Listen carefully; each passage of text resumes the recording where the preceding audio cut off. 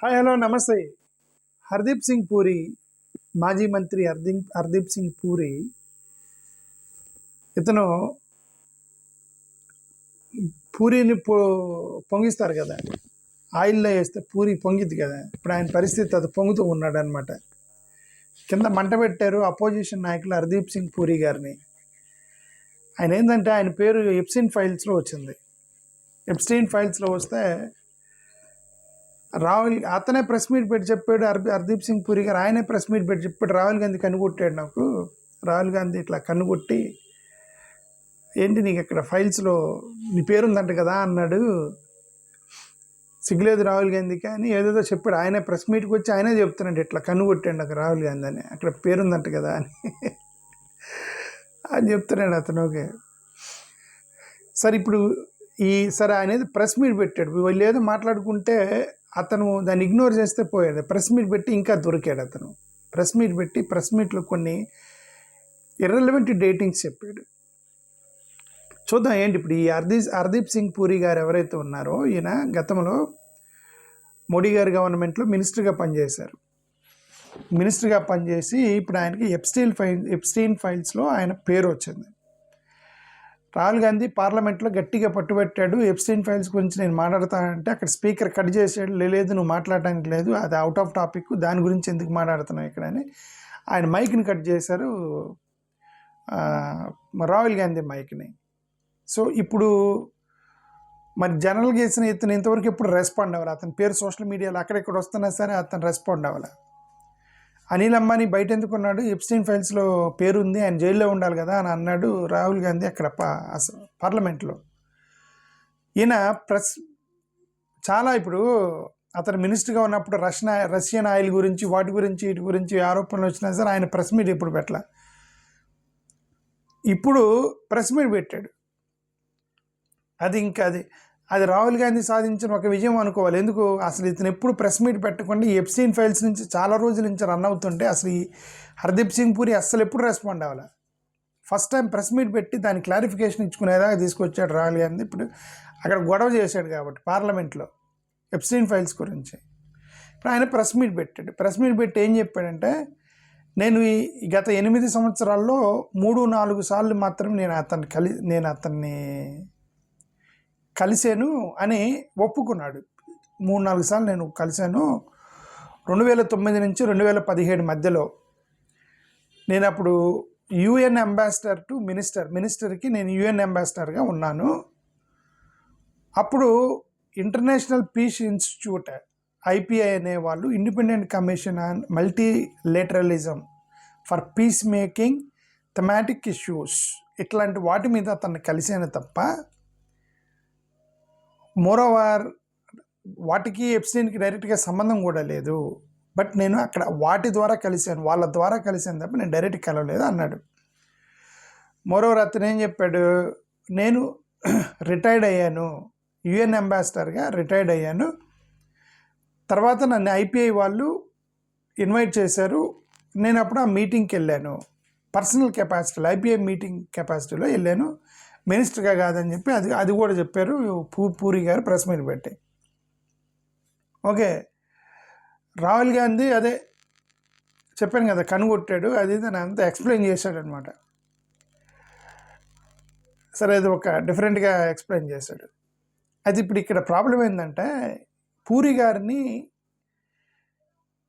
ఇప్పుడు గతంలో ఇట్లా కొంతమందితో పోల్స్తున్నారు. ఎందుకు, ఇప్పుడు ఎప్స్టీన్ ఫైల్స్లో వచ్చిన కొంతమంది పేర్లు వాళ్ళు రిజైన్ చేశారు. ఈ పూరి అని ఆయన చూడండి, అంటే డైరెక్ట్గా సెక్సువల్ ఎక్స్ప్లాయిటేషన్లోకి ఇన్వాల్వ్ అయ్యాడు అన్నటువంటి ఆరోపణ ఎవరో చేయట్లే.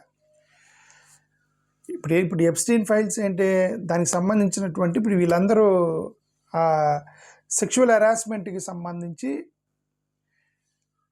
అక్కడ అతను ఎప్స్టీన్ చనిపోవటం అవంతా జరిగినాయి కాబట్టి వాళ్ళ లింక్ ఉందని చెప్తున్నారు తప్ప వీళ్ళు డైరెక్ట్గా అట్లాంటి వాటిలో ఇన్వాల్వ్ అయ్యారనేటువంటి ఆరోపణ అయితే ఎవరూ చేయట్లే. ఎవరి దగ్గర ఆధారాలు కూడా లేవు.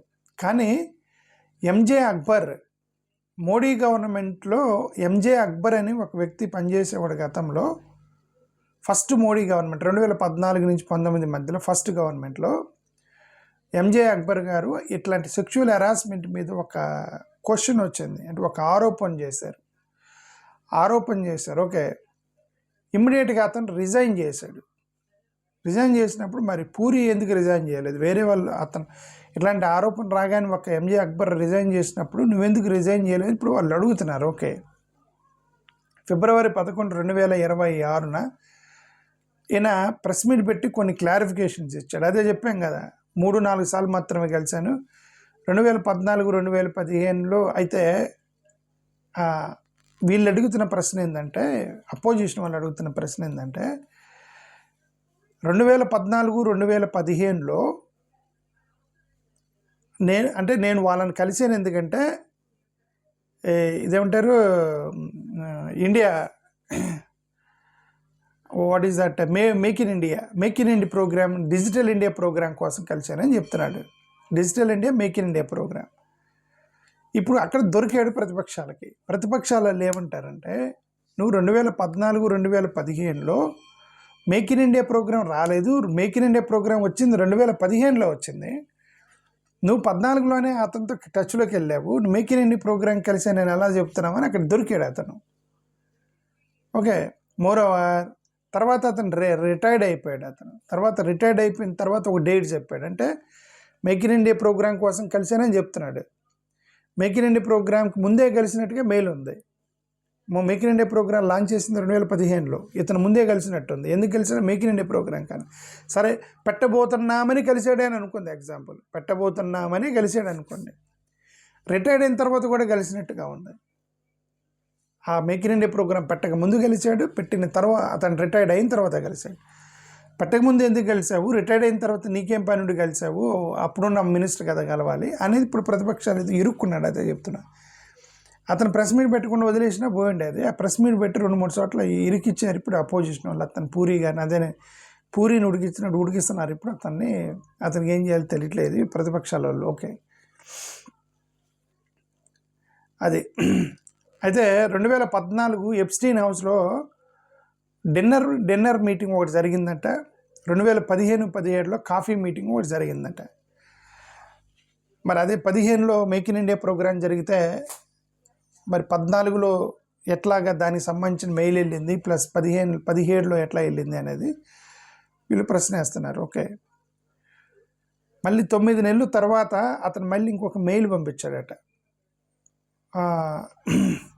ఎప్స్టీన్ ఒక ఈమెయిల్ ఫార్వర్డ్ చేశాడు, two faced to boss Ted Larson అని ఒక దానికి సంబంధించి దాని లోపల కరెక్ట్ డీటెయిల్స్ మనకు తెలియదు, బట్ ఆ లైన్ కంటెంట్ అనమాట. జనవరి 6, 2016, మే 19, 2017, జూన్ 7, 2014 ఈ మెయిల్స్ అన్నీ కూడా పూరి ఫిజికల్గా వచ్చి కలిసినట్టుగా అవి రెఫరెన్స్ చూపిస్తున్నాయి. ఓకే,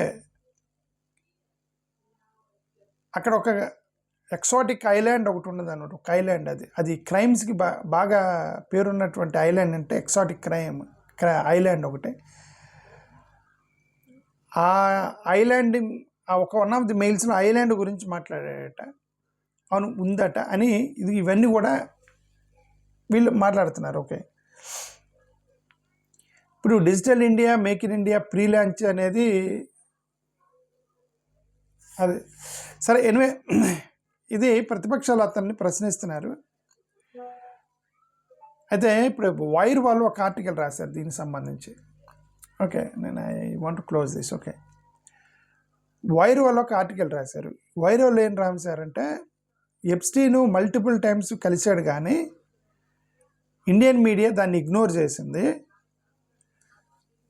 అయితే అతనికి సెక్షువల్ ఎక్స్ప్లాయిటేషన్ కానీ, ట్రాఫికింగ్ సంబంధించి కానీ, ఆ క్రైమ్స్ కానీ ఇతనికి సంబంధం లేదు.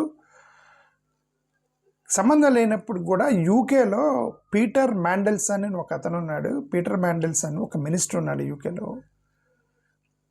అతను కూడా ఎప్స్టీన్ ఫ్రెండ్ అంతా. అతను కూడా ఇట్లాంటి క్రైమ్ ఏం చేయలేదు. ఇప్పుడు సెక్షువల్ ఎక్స్ప్లాయిటేషన్ కానీ, ఉమెన్ ట్రాఫికింగ్ కానీ ఇట్లాంటి వాటికి పీటర్ మ్యాండెల్సన్ చేయలేదు. కానీ ఆరోపణ వచ్చి రాగానే అతను రిజైన్ చేశాడు. ఎవరు? పీటర్ మ్యాండెల్సన్ రిజైన్ చేశాడు. ఇది ఎప్స్టీన్ ఫైల్స్ బయటికి రాగానే అతను నా ఫ్రెండ్ అని, అతనితో నాకు పరిచయం ఉందని, బట్ నాకు తెలియదు ఇవన్నీ చేస్తున్నాడని, అయినా సరే మోరల్గా తీసుకొని నేను రాజీనామా చేస్తున్నానని యూకేలో పీటర్ మ్యానిసన్ రాజీనామా చేశాడు.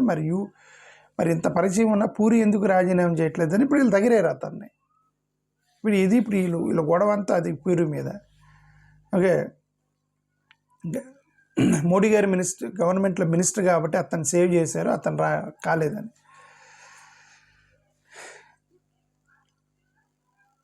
ఈయన కదే పవన్ కేరా అని ఒక కాంగ్రెస్ అతను ప్రెస్ మీట్ పెట్టి ఇప్పుడు ఈ అడిగిన ప్రశ్నలు అన్నీ అడిగాడు అనమాట. 2014లో ముందే ఎట్ట కలిసావు, తర్వాత ఎట్ట కలిసావు, నీకేం పని, నువ్వేం మినిస్టర్ అయి కలిసావు, మేక్ ఇన్ ఇండియా ప్రోగ్రాం రాకముందే ఎందుకు కలిసి ఎందుకు చెబుతున్నావు, మీ గోడీ మీడియా అది ఇది అని చెప్పి ఆ పవన్ కేరా ఆయన ఏదేదో మాట్లాడాడు. ఓకే, అది విషయం. థ్యాంక్ యూ, నమస్కారం.